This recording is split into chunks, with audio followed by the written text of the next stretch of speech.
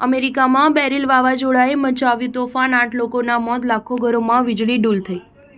અમેરિકાના ટેક્સાસમાં બેરિલ વાવાઝોડું તબાહી મચાવી રહ્યું છે। વાવાઝોડાને કારણે વૃક્ષો પડી જવાથી અને ભારે પૂરના કારણે 8 લોકોના મોત થયા હતા। આ બાબતે અધિકારીઓએ જણાવ્યું હતું કે ટેક્સાસમાં 7 લોકો અને લ્યુઇસિયાનામાં 1 વ્યક્તિનું મોત થયું છે। ટેક્સાસમાં 3 મિલિયન ઘરો અને વ્યાપારી સંસ્થાઓમાં વીજળી ગુલ થઈ ગઈ છે। નેશનલ હરિકેન સેન્ટરે સોમવારે સાંજે જણાવ્યું હતું કે બેરિલ વાવાઝોડું માટાગોડા નજીક કેટેગરી 1ના વાવાઝોડા તરીકે નોંધવામાં આવ્યું હતું, જેના કારણે શાળાઓ, વેપારી સંસ્થાઓ, ઓફિસો અને નાણાકીય સંસ્થાઓ બંધ કરવામાં આવી હતી। ત્યારબાદ આ વાવાઝોડું હ્યુસ્ટનમાં જતા પહેલા માટાગોડામાં ભારે વરસાદને કારણે નબળું પડી ગયું છે। યુએસ નેશનલ હરિકેન સેન્ટરે જણાવ્યું હતું કે બેરિલ મંગળવારે નબળું પડ્યું હતું અને 30 માઇલ પ્રતિ કલાકની ઝડપે પવન સાથે ઉત્તર-પૂર્વ તરફ આગળ વધી રહ્યું હતું, જોકે તે હજુ પણ પૂર અને ભારે પવન સર્જી શકે છે।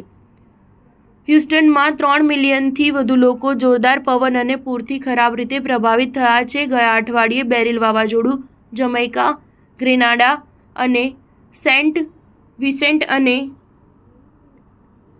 ગ્રેનેડાઇન્સમાં ત્રાટક્યું હતું, જેમાં ઓછામાં ઓછા 12 લોકો માર્યા ગયા હતા તેમજ માળખાકીય સુવિધાઓને પણ ભારે નુકસાન થયું હતું। વાવાઝોડું હાલમાં હ્યુસ્ટનથી 70 માઇલ દક્ષિણ-પશ્ચિમમાં 12 માઇલ પ્રતિ કલાકની ઝડપે આગળ વધી રહ્યું છે।